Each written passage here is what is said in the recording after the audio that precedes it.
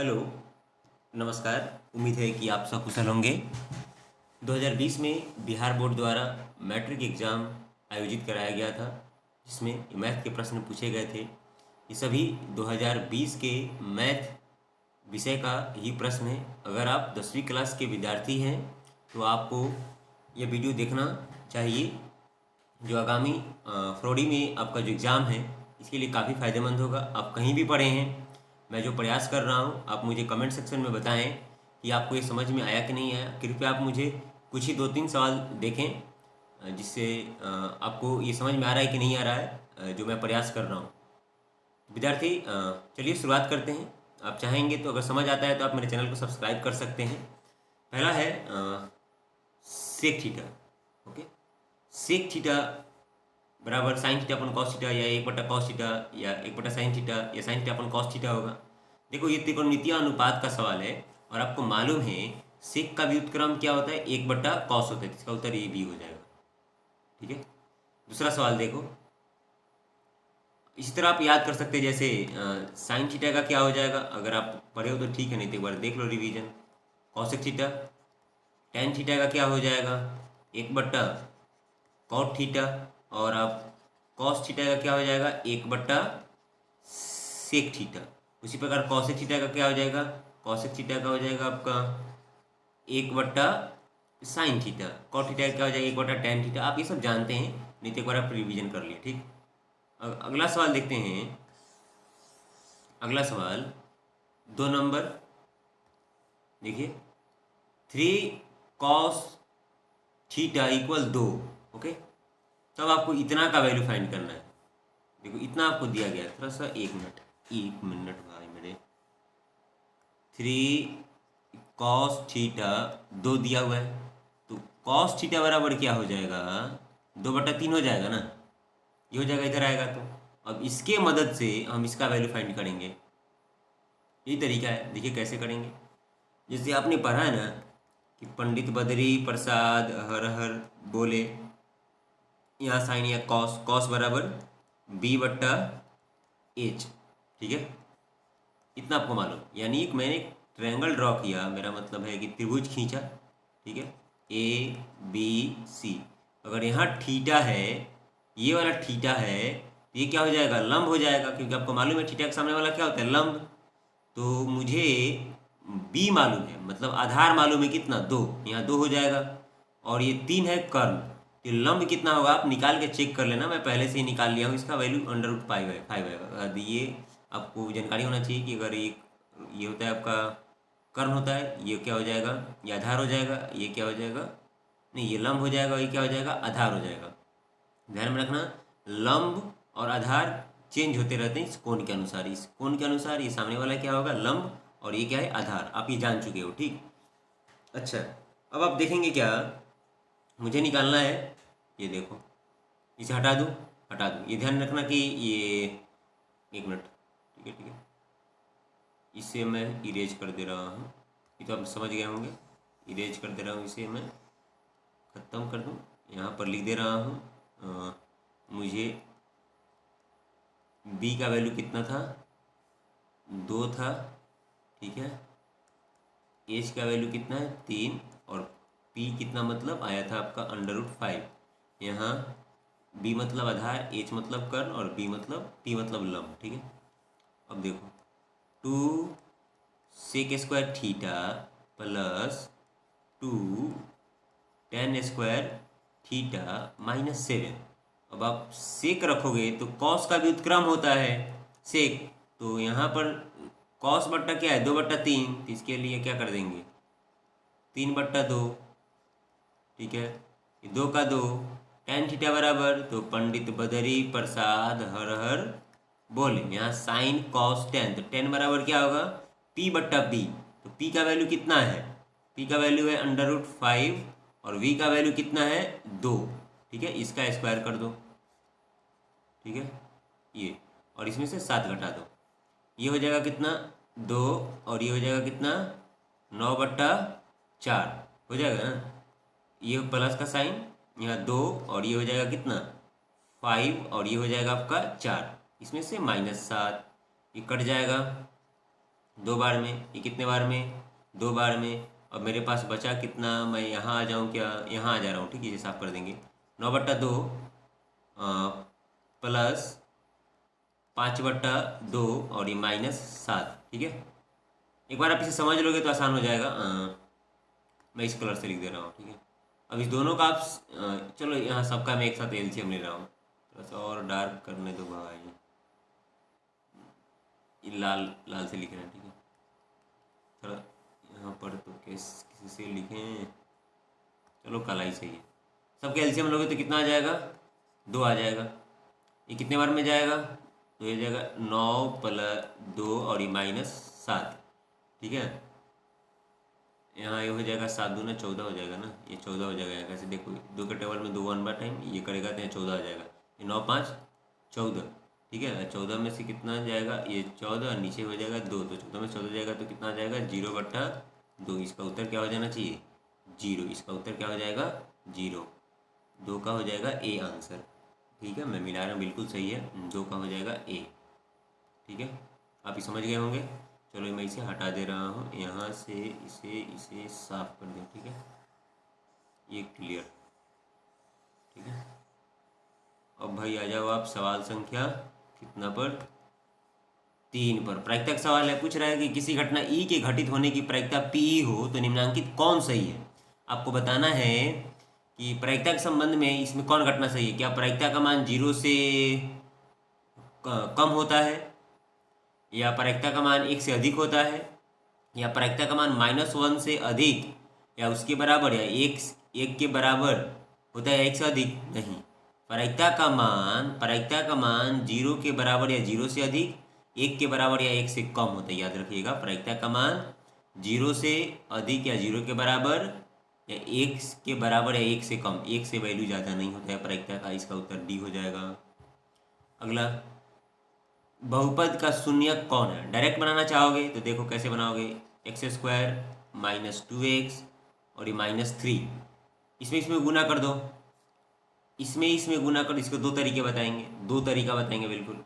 अगर आप इस तरीका समझ में आता है सही है, नहीं तो एक मैं शानदार तरीका बताऊंगा कि जो साफ मैथ नहीं पढ़ा है, थोड़ा सा उसको जोड़ घटा गुना भागाता है, वो भी आसानी से कर पाएगा, ठीक। इस दोनों में आप गुना करोगे तो कितना आ जाएगा, -3x² आएगा। फिर इसको तोड़ो, कैसे तोड़ोगे, नहीं इसी को तोड़ना है भाई, इसी को तोड़ना है, इसी को, और कुछ मत तोड़ देना, ठीक है। ओके, तो हो जाएगा x², ठीक। ऐसे तोड़ना है ना कि -2x आ जाए, ऐसे तोड़ना है। तो मैं इसे कैसे तोड़ दूँ कि -2x आ जाए जोड़ने घटाने पर। इसको तोड़ दूँ कैसे, कैसे तोड़ूँ, देखो तो -3x और यहाँ +x कर दे रहे हैं, -3x और यहाँ x। देखो गुना करोगे तो इतना आ जाएगा, तोड़ने पर इतना आ जाएगा -3। अभी दोनों में क्या कॉमन है, x कॉमन है, x कॉमन है तो यहाँ x और ये हो जाएगा -3। इस दोनों में क्या कॉमन है, 1। ये हो जाएगा कितना बउआ जी, x - 3। अब इस दोनों को एक साथ लिखते हैं, ऐसा आप मालूम है आपको, ठीक है। और ये ऐसे, ठीक है। अब शून्यक निकालना है, क्या निकालना है मुझे, शून्यक निकालने के लिए इसको हम 0 के बराबर करेंगे। 0, x बराबर -1 और x - 3 बराबर 0, तो ये हो जाएगा माइनस में तो प्लस में हो जाएगा ना जी, एक -1 और एक 3, -1 और 3, यही हो रहा है आंसर। -1 और 3 मैं देख लूँ एक बार, बिल्कुल आंसर सही है, ठीक है। ये अगर मान लो इतना आपको नहीं आ रहा गुणनखंड, आपने ठीक से नहीं पढ़ाई किया है, इतना तो आपको समझ में आया। अब इसको हटा दे रहा हूँ, देखो तरीका बता दे रहे हैं कि कौन सही है। जैसे ही मेरा आंसर आ चुका है, ठीक, थोड़ा सा आपको कठिनाई होगा, दूसरा तरीका बता दे रहा हूँ। इसका जो वैल्यू है ना, वैल्यू 3 आपको दिख रहा है ना, 1 मिनट, 3 दिख रहा है, इसमें इसका वैल्यू पुट करो, इसमें वैल्यू रखना है इसमें। तो अगर आप x² में -2x और -3 रखोगे कितना आ जाएगा, x की जगह पर 3 रखना है बाबू जी, देख लीजिए, जो तेज विद्यार्थी वो भी ध्यान में रखेगा। 3x² माइनस ये 3, ये कितना हो जाएगा 9, और ये हो जाएगा -6, और ये अब देखो इसे घटाओ, इसे सॉल्व करेंगे तो 9, ये दोनों जोड़ेंगे तो -9, तो 9 में से 9 जाएगा तो 0 आ रहा है ना, ये सही है। अब ये भी चेक कर लेते हैं, अगर -1 रखने से 0 आ गया तो समझ लो कि ये मेरा सही है। इस तरह से सब बारी बारी से रख के चेक कर लो। अगर ये पूरे रखने के बाद 0 आ गया तो समझ लो सही है। तो मैं एक बार -1 रख के चेक कर ले रहा हूँ, 0 तो आ ही जाएगा, देख लो।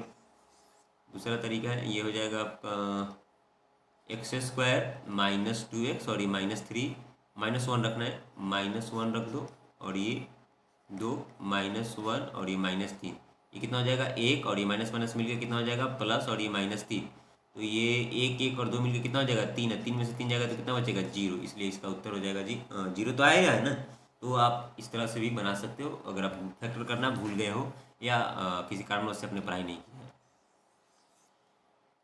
अगला देखो, अगला सवाल, किसी वृत्त की स्पर्श रेखा उसे कितने बिंदुओं पर स्पर्श करती है। स्पर्श का मतलब छूना है। एक वृत्त हो गया, ठीक है, इसे एक मैं एक स्पर्श रेखा खींच रहा हूँ, टेंजेंट लाइन, यहाँ से खींचिए ऐसे। बताओ यहाँ पर कितना बिंदु बन रहा है 1 बिंदु, तो इसका उत्तर हो जाएगा 5 का C। चलो ठीक है। 6 नंबर सवाल थोड़ा सा आपको डिफिकल्ट लग सकता है। देखो 6 नंबर सवाल कैसे बनेगा। एक उदागर खंभे, उदागर का मतलब इस तरह सीधे खड़ा हुआ एक खंभा है, खंभे की ऊंचाई तथा उसकी भूमि पर छाया की लंबाई समान है। अगर ये खंभा है, मान लो सूर्य की किरण इधर से आएगी, इधर छाया बनेगा ना, छाया बन गया ऐसे। ध्यान रखना, ये सवाल बोल रहा है कि अगर ये 10 मीटर है तो ये भी कितने का होना चाहिए 10 मीटर, यानी दोनों लंबाई, दोनों का लंबाई इक्वल है। दोनों का लंबाई क्या है इक्वल। आपको क्या करना है, यदि एक उदग्र खंभे की ऊंचाई तथा उसकी भूमि पर छाया की लंबाई समान है तो एक सूर्य का उन्नयन कोण क्या होगा। तो यहाँ सूर्य कितना डिग्री का कोण बना रहा है ये आपको निकालना है, ठीक है। तो मान लो मैं ऐसे ऐसे ऐसे मान लिया मैंने, ऐसे ऐसे ये खंभा है और ये किसका परछाई है, ये मान लो यार थीटा बना है। कौन सा कोण बना है थीटा। भाई इस दोनों में मुझे संबंध दिखाना है ना, ये तो मैंने अपने से किया है इस दोनों में। तो एक बात बताइए ये क्या हो जाएगा नियम में, ये हो जाएगा आपका लंब, ये हो जाएगा लंब मतलब P, और ये हो जाएगा आधार और ये हो जाएगा कर्ण। इस दोनों में मुझे देखना है, इस दोनों में, इससे मुझे कोई मतलब नहीं है, इससे देखना है। तो आप खोजो कि त्रिकोणमितीय अनुपात कौन है जो इस दोनों का संबंध बता रहा है। तो देखो पंडित बदरी प्रसाद हर हर बोल, यहाँ होता है साइन कॉस टैन। देखो तो ये मिल रहा है क्या, टैन मिल रहा है ना, तो टैन थीटा बराबर क्या हो जाएगा P/B। तो मान लो ऊपर भी ये दोनों बराबर होना चाहिए, दोनों क्या होना चाहिए बराबर। अगर ऊपर भी विद्यार्थी x है तो आप कुछ भी ले सकते हैं, नीचे भी क्या होना चाहिए x, कट जाएगा तो कितना आएगा 1, कितना आएगा 1। तो यहाँ पर थीटा का वैल्यू कितना रखेंगे कि 1 आएगा, तो आप बताओगे कितना वैल्यू रखेंगे जी, थीटा की जगह पर कितना वैल्यू रखेंगे कि 1 आ जाएगा। उसमें भी tan थीटा की बात है, तो tan 45 का मान कितना होता है 1 होता है, ठीक है। उम्मीद है इससे आप समझ गए होंगे। थोड़ा सा एक बार फिर इसकी पीछे वीडियो हटाकर फिर से देख लीजिए, आ जाएगा समझ, ठीक है। चलो अगर कोई प्रॉब्लम है तो आप कमेंट सेक्शन में बताओ, अगर आप मेरा पूरा वीडियो देख रहे हैं तो, ठीक। इसे साफ कैसे करें, इसे साफ ऐसे होगा ना, ये हो गया साफ, ठीक है। अब देखो, अब सवाल संख्या 7, ए और बी ऐसे दो न्यून कोण हो, न्यून का मतलब 90 से कम, साइन ए और साइन, देखो बबुआ जी साइन ए बराबर कॉस बी, ठीक है। हम कितना यहाँ ए की जगह पर कितना वैल्यू रखें कि दोनों का वैल्यू यानी मान बराबर है। तो आपको आपने पढ़ा है ना कि साइन 45, ठीक है, और कॉस 45 दोनों क्या होता है बराबर। साइन 45 का मान 1/√2 और इसका मान कितना होता है 1/√2। आपको रिवीजन हो गया। लेकिन सवाल क्या पूछ रहा है, ये दोनों को जोड़ने पर कितना होगा। ये दोनों को जोड़ोगे आप इसे और इसे तो कितना आएगा 45 + 45 जोड़ोगे तो कितना आएगा मेरे भाई, 45 45 जोड़ोगे तो कितना आएगा 90। ओहो ये मार्कर भी ना, कभी ये पेन भी इतना कभी परेशान कर देता है। 45 45 जोड़ोगे तो कितना आ जाएगा 90 आ जाएगा। इसलिए इसका उत्तर क्या हो जाएगा, बी, सॉरी सी। चलो अगला देख रहे हैं भाई, भूल जाओ तुम। हाँ, ये दूरी सूत्र पर सवाल है। देखो इस सवाल को मैं ऐसे आपको, तुम चले जाओ ऊपर। ये सवाल देखो 8, बिंदु 4 - 1, 2 और 3 के बीच की दूरी निकालनी है आपको। दूरी कैसे निकलेगा, देखिए दूरी निकालनी है। दूरी कैसे निकलेगा, तो मान लो एक बिंदु ऐसे है, यहाँ ए है और यहाँ बी है, और ये हो जाएगा 4 - 1 और ये हो जाएगा 2 और ये हो जाएगा 3। फार्मूला क्या होता है, x2 - x1 का whole square plus y2 - y1 का होल स्क्वायर। दूरी सूत्र का ही फार्मूला है जब इस प्रकार से दिया रहता है तो। चलिए यहाँ पे तो अंधेरा दिखने लगा, मैं कैमरा ही ऑफ कर दे रहा हूँ, ठीक है। लाइट कट गया है, ठीक है, कैमरा ऑफ कर दिया मैंने। तो यहाँ देखिए x2 का वैल्यू कितना है, x2 आप इसे मानोगे x2, तो 2 में से x1 कितना है जी, घटा दो। फिर y2 है 3, y1 कितना है -1, और यहाँ भी माइनस है, यहाँ भी माइनस है, देख लो यहाँ भी माइनस है और यहाँ भी माइनस है, इसलिए यहाँ पर राहुल क्या कर दोगे आप, प्लस कर दोगे, ठीक है, इसका स्क्वायर कर दो। तो 2 में से 2 जाएगा, 2 में से 4 जाएगा तो कितना, -2 हो जाएगा, स्क्वायर कर दो, ये कितना हो जाएगा 4। तो ये कितना हो जाएगा जी 4, और ये हो जाएगा कितना 16। तो 4 16 कितना हो जाएगा √20। अंडर रूट कितना हो जाएगा 20 भाई 20। ऑप्शन तो नहीं है, तो क्या करेंगे हम, काम है ना, यहाँ 20 लिख दो, ये हो जाएगा 10, ये कितना हो जाएगा 5। आपको मालूम है ना, ये रूट में 2 गुने 2 गुने 5 रहेगा, तो जब कॉमन ये रहता है दोनों एक साथ एक जैसा रहता है तो बाहर निकालते हैं ना, आपने पढ़ा है। इसलिए इसका उत्तर क्या हो जाएगा, कहाँ गया, ये हो जाएगा। अगर √20 आ गया तो आपको घबराने व्यथित होने की ज़रूरत नहीं है भाई, इसको ऐसे करके आप निकाल सकते हैं, आप जानते भी होंगे। इसको साफ कर दे रहे हैं, 1 मिनट, साफ। लाइन आ रहा तो फिर कैमरा ऑन करेंगे, लाइट भाग गया है।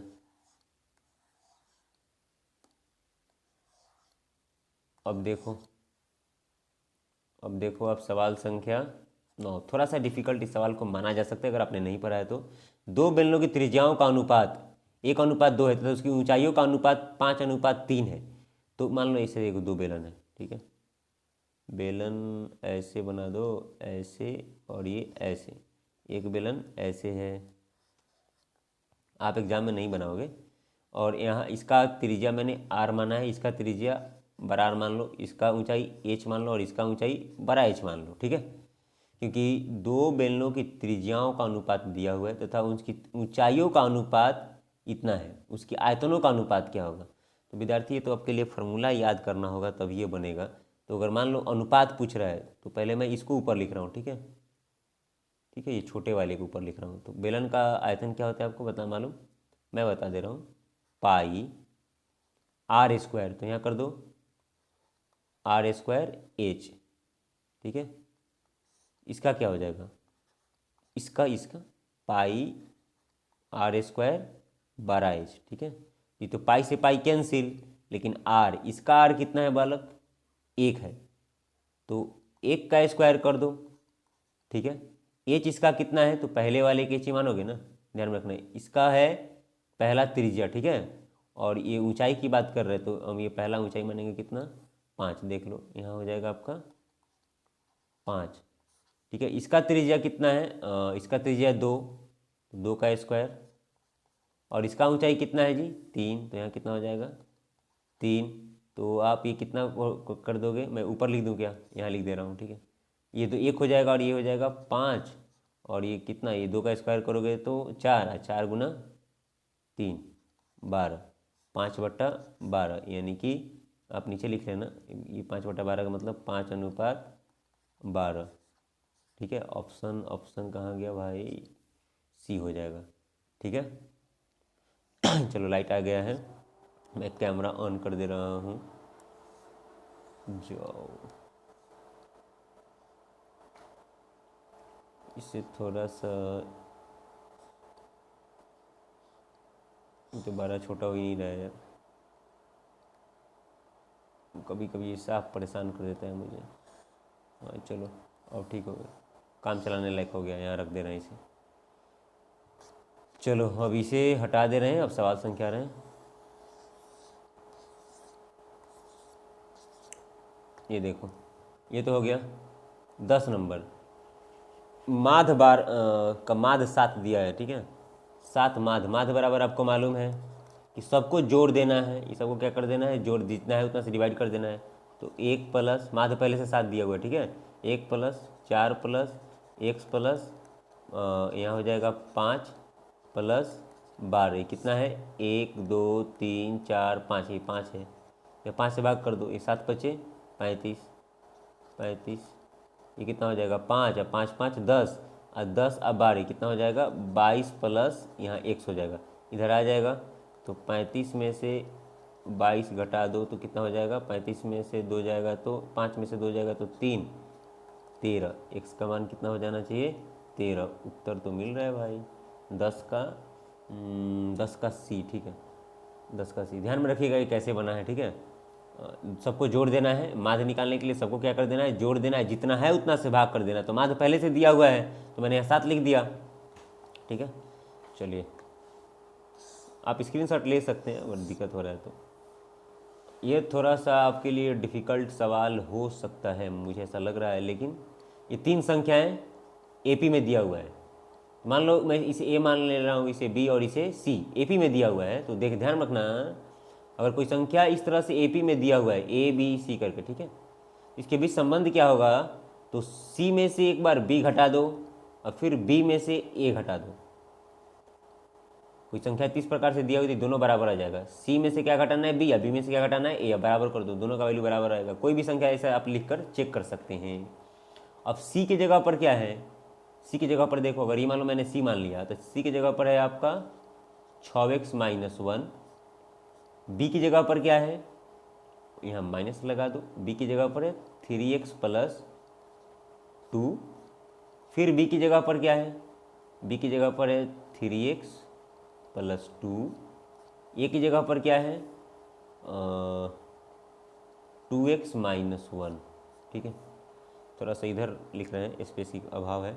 ये कितना हो जाएगा 6x - 1, और ये हो जाएगा -3x, और ये -2, ये कितना हो जाएगा 3x + 2, और ये बीच में क्या लगा, माइनस लगा है ना, ये हो जाएगा -2x, और ये +1। अब देखो ये थोड़ा सा कचरा जैसा हो जाए। अच्छा मैं थोड़ा सा मैनेज करो, अब थोड़ा बड़ा बड़ा लिखूँगा, ठीक है। तो ये हो जाएगा 6x में से 3x जाएगा तो कितना बचेगा 3x, और ये -1 हो जाएगा -3, ठीक है। ये दोनों देखो, ये दोनों एक ही x है, तो यह हो जाएगा x, और ये हो जाएगा कितना 3 हो जाएगा। इस x को इधर बुला लो तो इधर कितना बचेगा 2x, इसको इधर भेज दो तो कितना, ये दोनों मिल जाएगा तो 6 हो जाएगा। तो x बराबर क्या हो जाएगा 6/2, कट जाएगा तो कितना आ जाएगा 3। तो इसका उत्तर कहाँ हो गया जी, इसका उत्तर हो जाएगा 3, 12 का A, ठीक है। इस तरह से आप देख लेना, ये का याद रखना, ये काम करेगा कि अगर कोई 3 संख्या AP में दिया हुआ है A B C करके, तो संबंध क्या होगा C - B और B - A, ठीक है।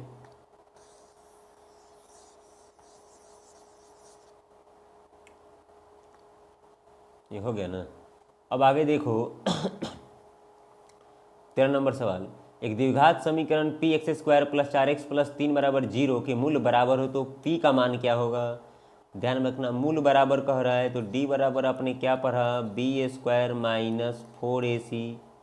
और याद रखना प्यारे विद्यार्थी कि जब मूल बराबर होता है, तो d की जगह पर क्या आ जाता है 0, विवेचक क्या हो जाता है 0 हो जाता है। याद रखना ये कि जब भी मूल बराबर आ जाएगा तो d का वैल्यू क्या हो जाएगा 0। अब देखो यहाँ b की जगह पर क्या है, कहाँ गया, ये है ना, b की जगह पर 4 है, 4 का स्क्वायर कर दो, 4 की जगह पर 4 तो 4, a की जगह पर क्या है, a की जगह पर कहाँ गया, a की जगह पर p है तो p कर दो, c की जगह पर क्या है 3 तो यहाँ 3 लिख दो, ठीक। ये हो जाएगा कितना 16 और ये कितना हो जाएगा 4×3 = 12 पी हो जाएगा ना। ये गुना करेंगे तो इधर ये माइनस में इधर आ जाएगा तो प्लस में हो जाएगा। 12 पी इधर क्या हो जाएगा 16, तो पी बराबर 16/12। ये कितना हो जाएगा 4 बार और ये हो जाएगा कितना 3 बार। तो उत्तर हो जाएगा 4/3। कहाँ गया बी 13 का बी बिल्कुल सही है। समझ गया, ठीक है। ये स्क्रीनशॉट लेना है तो ले लो, नहीं तो आप वीडियो रुका कर नोट कर लो, अगर आपके लिए फ़ायदेमंद है। नहीं तो कोई बात नहीं है, देख लीजिए।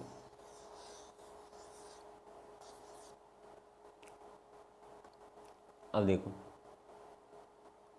दो लगातार संख्याओं का मौसम, मान लो कि मैं लगातार संख्या 5 और 6 ले लिया, तुम आप कोई भी ले सकते हो, ठीक। 5 और 6 मौसम पूछ रहा है, तो ये तो सवाल याद ही कर लेना, नहीं तो देखो कैसे बनेगा। 5 का क्या हो जाएगा एलसीएम, भले इस फैक्टर 1×5। 6 का क्या हो जाएगा 2 इतना होगा ना। अब मौसम निकालना है आपको, क्या निकालना है मौसम, तो सब में क्या कॉमन है, एक है ना। या फिर यहाँ पे सवाल बजेगा कि मास्टर आप 5 ही 6 क्यों लिए, कोई ले लो, आप 3 4 ले लो। लगातार पूछ रहा है 99 100 ले लो, कोई ले लो। कोई भी लगातार संख्या जब रहेगा, लगातार मतलब 1 2 4 5 8 9 इस प्रकार से रहेगा, तो उसका मौसा कितना आएगा 1 आएगा। आप निकाल के चेक भी कर सकते हो, मैंने बता भी दिया आपको, ठीक है। आगे आगे देखो, ये भी बता दिया मैंने, ये भी बता दिया। ये मूल भी ये 15 नंबर सवाल थोड़ा सा महत्वपूर्ण तो सब है। बिंदु 2 3 की दूरी मूल बिंदु से है, तो क्या करोगे √x1 का स्क्वायर प्लस y1 का स्क्वायर, x² प्लस y², ऐसे भी कर सकते हो। x का वैल्यू कितना है 2, तो 2 का स्क्वायर करोगे तो 4 हो जाएगा, डायरेक्ट बना दे रहा हूँ। 3 का स्क्वायर करोगे तो कितना आ जाएगा 9, जोड़ोगे तो प्यारे भाई कितना आ जाएगा 13। कहाँ गया, ठीक है, समझ गए। चलो अब सवाल है 16 में। 16 कैसे बनेगा देखिए, नहीं और 16 tan 30, ठीक है। यहाँ देखो tan 30 मैं डायरेक्ट वैल्यू रख रहा हूँ, यहाँ रख रहा हूँ देखिए tan 30 का कितना हो जाता है 1/√3, सॉरी sin 30 का 1/2, cot 60, ध्यान में रखना। tan 60 कितना होता है, tan 60 होता है √3, तो cot 60 कितना हो जाएगा उसका अपोजिट 1/√3। cosec 30, तो sin 30 कितना होता है, sin का भी उत्क्रम है, sin 30 का होता है 1/2, तो cosec 30 कितना हो जाएगा 2 हो जाएगा। तो इतना से इतना ये कैंसिल, तो बचेगा कितना, इतना से इतना कट जाएगा ना, गुना में है तो 2 से 2 कैंसिल हो जाएगा, सब गुना में तो कट जाएगा आराम से। तो 1/√3 गुना 1/√3, तो हो जाएगा कितना, 1 में 1 से 1 और गुना करोगे तो √9 हो जाएगा। √9 का मान 3, 1/3। 16 का बी सही है, 16 का बी हो जाएगा, ठीक है। इसे साफ कर दें। अब देखिए 17 नंबर सवाल, क्या बोल रहे हैं भाई। 17 नंबर सवाल, एक घन का संपूर्ण पृष्ठीय क्षेत्रफल, तो याद रखना घन का संपूर्ण पृष्ठीय क्षेत्रफल बराबर होता है 6a²। चाहे यहाँ पर एक काम करते हैं, कितना दिया है संपूर्ण पृष्ठीय क्षेत्रफल, यही लिख दे रहा है मैं, कितना 216 दिया है ना। घन का संपूर्ण पृष्ठीय क्षेत्रफल क्या होता है 6a²। यहाँ a का मतलब भुजा है, जिससे घन होता है ना, ऐसे ऐसे ये वाला ये घन होता है, इस सबको भुजा बोला जाता है, ठीक है। 6a² और इधर हो जाएगा 216, ठीक है। हमको इसका आयतन निकालना है। क्या निकालना है, आयतन। देखो कैसे निकलेगा आयतन, तो देखो आयतन निकालने का क्या तरीका है। तो पहले हम भुजा निकालेंगे तब ना आयतन निकलेगा। तो आयतन कैसे निकलेगा, ये हो जाएगा a², 216 में 6 से भाग करिए, ठीक है। तो ये हो जाएगा कितना 36, 18 और 6 6 का 36, ए स्क्वायर हो गया, ये ए स्क्वायर 36 आया। अब इधर 36 वर्गमूल निकाल दिए, इधर स्क्वायर इधर आ गया तो रूट 36 का वैल्यू कितना हो जाएगा, 6 आ जाएगा। मतलब एक भुजा का वैल्यू कितना है, 6 है। आयतन पूछ रहा है तो 6 का क्यूब अगर आप याद घन का आयतन अगर आप 6 का क्यूब याद किए हैं तो आसानी से ये बन जाएगा। ठीक है, देखो एक घन का संपूर्ण पृष्ठीय क्षेत्रफल इतना है तो इसका आयतन क्या होगा। ठीक है, तो 6 में इस तरह से गुना करोगे। घन का आयतन क्या होता है, ए क्यू होता है। घन का आयतन क्या होता है, ए क्यू। ए क्यू मतलब यहाँ घन का आयतन ए क्यू, तो 3 बार तो गुना ही ना करना पड़ेगा। तो 6 का 36 है, 36 में 6 से गुना कर दो, 6 लगा 3 और 36 यहाँ 216 आंसर दे रहा है डी। इसका देख लेने दो, आंसर सही है 216। तो हमने क्या किया, ये निकाला, फिर उसके बाद संपूर्ण पृष्ठीय क्षेत्रफल इतना दिया है तो आयतन इसका इस प्रकार से निकलेगा। देख लो, समझ गया। घन का आयतन याद रखना भुजा क्यूब होता है। ये थोड़ा सा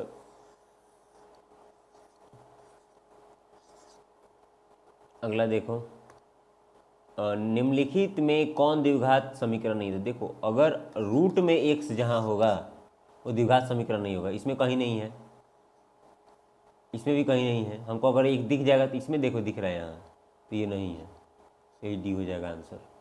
ठीक है,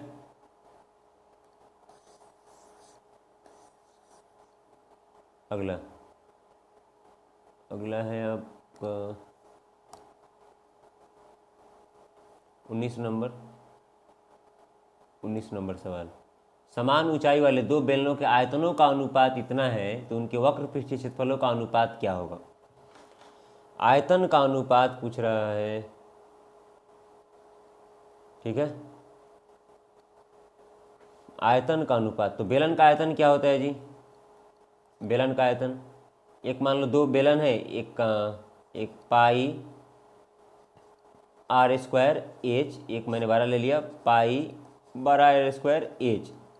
इसका नहीं राहुल यहाँ 12 एच कर देना। ठीक है, 9/16 दिया है। समान ऊंचाई वाले दो बेलन, देखना ऊंचाई समान है यहाँ, तो मैं यहाँ भी एच मान ले रहा हूँ। ठीक है, याद रखना इस बात को कि समान ऊंचाई वाले, तो दोनों का जो बेलन है ऊंचाई समान है, त्रिज्या भले अलग अलग है।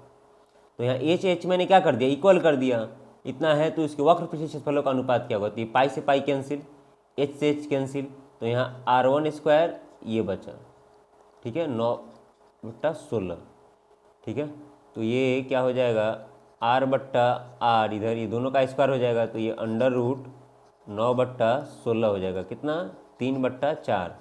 मतलब 12 छोटा आर कितना है 3, 12 आर कितना है 4। अब क्या पूछ रहा है, वक्र पृष्ठीय क्षेत्रफल। तो आपने याद किया ना, बेलन का आयतन पाई आर स्क्वायर एच होता है। अब वक्र पृष्ठीय क्षेत्रफल क्या हो जाता है बेलन का, वक्र पृष्ठीय क्षेत्रफल होता है 2 पाई आर एच। फिर इसका भी क्या हो जाएगा 2 पाई 12 आर एच, 2 पाई आर एच। तो इतना तो गया, इतना गया। ठीक है, तो क्या हो जाएगा R/R। तो इस R का वैल्यू कितना है 3, इस R का वैल्यू कितना है 4, तो कितना हो जाएगा 3:4। आंसर है क्या 19 का ए। देख लो, तो बेलन का वक्र पृष्ठीय क्षेत्रफल याद रखना 2 पाई आर एच। आयतन इस तरह से आप बना सकते हो। 19 का ए सही है।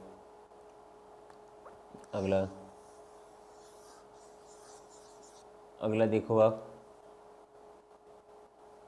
यदि रेखा P एक बिंदु को शामिल होने वाले रेखाखंड AB का मध्य बिंदु है। एक AB यहाँ पे एक रेखा ऐसे AB ऐसे, इसका मध्य बिंदु क्या है P है। A का कितना है 6, 5, B का कितना है 4 और Y है। अब P का वैल्यू कितना है 6, 5 है।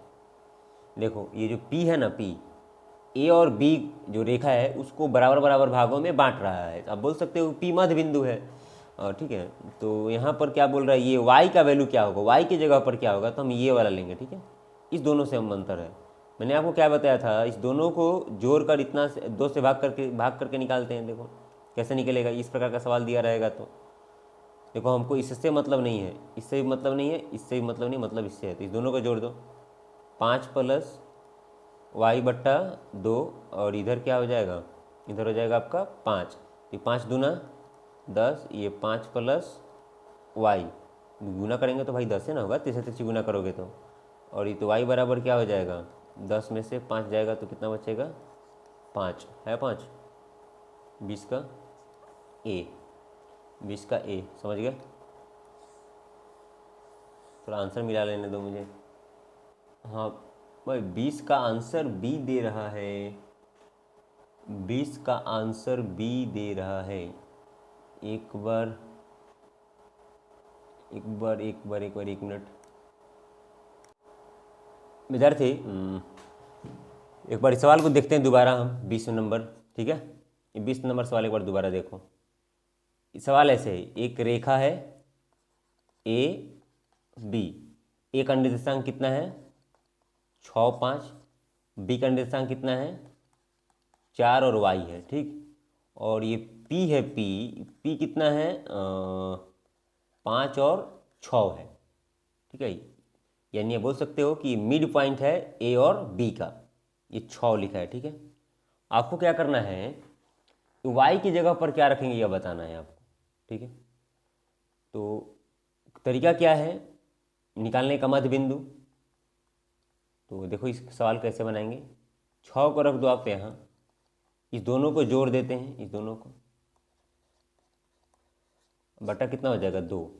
इससे हमको मतलब नहीं है, ठीक है, इससे भी मतलब नहीं, मतलब मुझे इस तीनों से ही है। तो ये गुना कर देंगे तो कितना हो जाएगा? 6 दूना 12 होगा, और ये 5 प्लस वाई, तो वाई बराबर क्या हो जाएगा? 12 माइनस 5, कितना आ जाएगा? 7। समझ गए? इस तरह से ही बनेगा सवाल। इस पर एक मैं रिवीजन करा दे रहा हूँ आपको। मध्य बिंदु निकालने का फॉर्मूला क्या होता है? तो मध्य बिंदु निकालने का फॉर्मूला होता है आपका x1 प्लस x2 बट्टा 2 कोमा y1 प्लस y2 बट्टा 2। इस पर एक छठ जल्दी से सवाल करा दे रहे हैं, देखो अपने से एक सवाल दे दे रहे हैं कि आप इसे कैसे कर पाओगे। यहाँ अगर ये 4 6 है और यहाँ पर है आपका कितना कर दें 4, और यहाँ कर दे रहे हैं 4, ठीक। तो मध्य बिंदु निकालने के लिए क्या करोगे आप? इस दोनों को जोड़ दो, तो 4 प्लस 4, और फिर इस दोनों को जोड़ दो, इतना जोड़ के दोनों में भाग कर देना, इसमें भी 2 से और इसमें भी 2 से। तो ये 8, 8 में 4 से 8 में 2 से भाग करोगे तो 4 आ जाएगा, और इस दोनों में 2 से भाग करोगे तो 5 आएगा। इसका मध्य बिंदु हो गया। तो इस प्रकार आप मध्य बिंदु निकाल सकते हैं। ऐसा ही सवाल था 20, ठीक है। आगे देखो, ये तो याद करने वाला सवाल है कि यदि समबाहु त्रिभुज का आधार बी है और भुजा ए है तो उसका क्षेत्रफल हो जाता है बी √4a² माइनस b² अपन 4, ठीक है। 22 नंबर सवाल देखिए। 22 नंबर सवाल बोल रहा है कि 22 नंबर सवाल बोल रहा है कि समीकरण का एक अद्वितीय हल होगा। अद्वितीय हल होने का शर्त क्या होता है? a1 बट्टा a2 does not equal b1 बट्टा b2, अद्वितीय हल होने का शर्त। तो यहाँ a1 की जगह पर क्या है? 1 है, यहाँ a2 की जगह पर क्या है? 3 है, यहाँ b1 की जगह पर क्या है? -2, b2 की जगह पर क्या है? +k। गुना करोगे तो कितना आ जाएगा? k कम k, और ये हो जाएगा -6। तो यह पूछ रहा है कि क्या अद्वितीय हल होने के लिए क्या होना जरूरी है? तो -6 नहीं होना चाहिए, ठीक है, -6 नहीं होना चाहिए। तो इसके लिए उत्तर हो जाएगा 22 का बी, 22 का बी। ध्यान में रखना विद्यार्थी, यहाँ पर मार्क आ जाएगा -6 तो गलत हो जाएगा। यहाँ पूछ रहे हैं कि अद्वितीय हल हो तो ये क्या होता है? पहला बराबर नहीं होता है, तो यहाँ पर -6 नहीं होना चाहिए। यहाँ -6 रखिएगा तो दोनों बराबर हो जाएगा, ठीक है। जब दोनों बराबर हो जाएगा तो अद्वितीय होगा ही नहीं, इसलिए यहाँ -6 नहीं होना चाहिए, इसलिए इसका उत्तर क्या हो जाएगा? बी हो जाएगा। ये ध्यान में रखिएगा, कभी कभी लड़का या कभी अच्छे लोग भी ए लगा देते हैं, जो ये गलत है, ठीक है। आगे देखिए, आगे कहाँ गया? 23 नंबर सवाल, ठीक है। 23 23 23 किसी मीनार की ऊंचाई 10 मीटर है और सूर्य का उन्नयन कोण 45 है, तो मीनार की छाया देखो 10 मीटर है और ये छाया निकालना है। जैसे टावर यहाँ खड़ा है, इधर से धूप आएगा तो ये छाया तो इधर बनेगा ही ना। तो आपको बताना है कि मीनार की छाया की लंबाई क्या होगी, लंबाई निकालना है। और ये मान लो कोण कितने का बन रहा है, 45 डिग्री का, ठीक है। चाहे आप यहाँ 45 कर सकते हैं, यहाँ 45 करिए, ठीक है। उन्नयन कोण कह रहे हैं तो यहाँ 45 करना है आपको।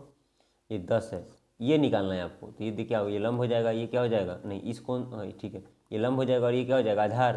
ये लंब हो जाएगा और ये क्या हो जाएगा, आधार। तो त्रिकोणमितीय अनुपात में कौन, tan थीटा, कौन आ जाएगा, tan थीटा आ जाएगा। tan थीटा बराबर क्या हो जाएगा, लंब, लंब बटा आधार। तो लंब कितना है, 10 है। ये वाला हमको नहीं मालूम, तो ये मान लो यहाँ ए बी है, तो नीचे क्या लिख दो, ए बी। और tan 45 का मान, tan 45 कह रहा है ना, यहाँ देखो tan 45 का मान कितना हो जाता है, 1, यहाँ 10 और ये ए बी, तिरछा तिरछी गुना करोगे तो कितना आ जाएगा, 10 आएगा ना। इसलिए इसका उत्तर क्या हो जाएगा, 10, 23 का 10, ठीक है।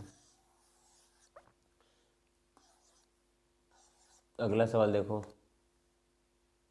25 नंबर। किसी वृत्त के केंद्र से, देखो अगर आपको समझ में आ रहा है तो प्लीज़ मेरे चैनल को सब्सक्राइब करिएगा। चाहे आप यहाँ तक देख लिए हैं तो मुझे लग रहा है कि सब्सक्राइब आप कर ही लिए होंगे, ठीक है, कोई बात नहीं। चलिए अगला देखते हैं 24 नंबर। किसी वृत्त के केंद्र से, वृत्त का केंद्र यहाँ, केंद्र से 5 सेंटीमीटर दूर एक स्थित बिंदु है यहाँ, ठीक है।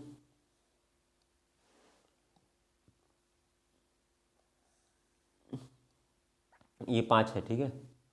और फिर ध्यान से समझ लीजिए, पहले एक वृत्त के केंद्र से 5 सेंटीमीटर दूर स्थित एक बिंदु ए है। स्पर्श रेखा की लंबाई 4 है, ये है स्पर्श रेखा, ठीक है, ये है स्पर्श रेखा, ध्यान में रखिएगा, ये क्या है, स्पर्श रेखा है, ये 4 है। तो आपको यह निकालना होगा, यह निकालना है, ये त्रिज्या है ना, ये निकालना है। ध्यान रखिएगा, ये स्पर्श रेखा ये त्रिज्या के साथ कितना 90 डिग्री का कोण बनाती है। और समकोण के सामने वाला क्या होता है, कर्ण होता है। समकोण के सामने वाला क्या होता है विद्यार्थी, कर्ण। तो क्या हो जाएगा भाई, ये कर्ण हो गया और ये क्या हो जाएगा, ये हो जाएगा आपका आधार। तो ये क्या है, ये कैसे निकलेगा। तो ध्यान में रखना, एक समकोण त्रिभुज है जिसमें कर्ण 5 है और ये क्या है 4, मतलब आधार 4 है, तो लंब कितना हो जाएगा, 3 हो जाएगा। आप निकाल कर चेक कर सकते हैं कि ऐसा समकोण त्रिभुज बनाकर, ये 5 है, ये 4 है, तो ये सॉरी गलत राहुल, ये 5 है और ये 4 है, तो ये कितना होगा, 3 होगा। अगर ये 4 होगा तो ये कितना हो जाएगा, 3 हो जाएगा, ठीक है। तो इसका उत्तर हो जाएगा 3, 24 का सी, ठीक है। 25 नंबर सवाल आप पढ़े हैं तो अच्छा है, नहीं पढ़े हैं तब मैं आपको बताने का प्रयास कर रहा हूँ। 2 पासे को एक साथ उछाला गया, तो ध्यान में रखिएगा, 2 पासे को फेंकिएगा तो एन ऑफ एस कितना हो जाएगा, 36। 2 पासे को फेंकिएगा तो कुल संख्या कितना आएगा, 36, ये याद रखिएगा। दोनों पासे के ऊपरी सतह पर एक ही संख्या आने पर, तो मान लो 2 पासा आप एक साथ फेंक रहे हो, 2 पासा, तो क्या क्या आएगा, एक बार एक एक आएगा, फिर क्या आ जाएगा, 1 2, 1 3 करते करते क्या आएगा, 1 6 आएगा। इसी तरह एक बार क्या आ जाएगा, 2 1, फिर इसी तरह क्या आ जाएगा, 2 2, फिर इसी तरह क्या आ जाएगा, 2 6 आएगा यहाँ तक।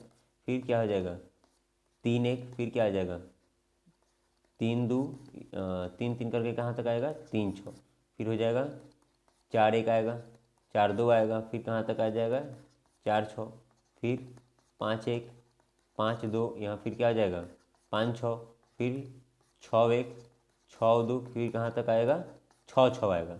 पूछ क्या रहा है कि 2 पासे के साथ उछालने पर दोनों पासों की ऊपरी सतह पर, मतलब एक पासा पर 5 आया है तो दूसरी पासा पर कितना आया है, 5 आना चाहिए। अगर एक पासा पर 1 आया तो दूसरे पासा पर कितना आना चाहिए, 1 आना चाहिए। तो इस प्रकार की कुल कितनी संख्याएं होगी, तो एक हो जाएगा, ये 2 हो जाएगा, या 3 हो जाएगा, यहाँ पर कितना हो जाएगा, 4 हो जाएगा, एगो कितना 5 हो जाएगा, 6 हो जाएगा। यानी आप क्या कह सकते हैं, यहाँ आप बता सकते हैं कि एन ऑफ एस कितना है, 36, और एन ई बराबर कितना हो जाएगा, 6 हो जाएगा। तो पी बराबर क्या हो जाता है, एन ई बट्टा एन ऑफ एस। तो एन ई का वैल्यू कितना है, 6, ये कितना है 36, कटा देंगे तो कितना आ जाएगा, 1/6। उत्तर बी हो जाएगा। उत्तर एक बार मुझे मिला ले लीजिए। चलिए बिल्कुल आंसर सही है। उम्मीद है कि आप इसे समझ पाए होंगे। धन्यवाद।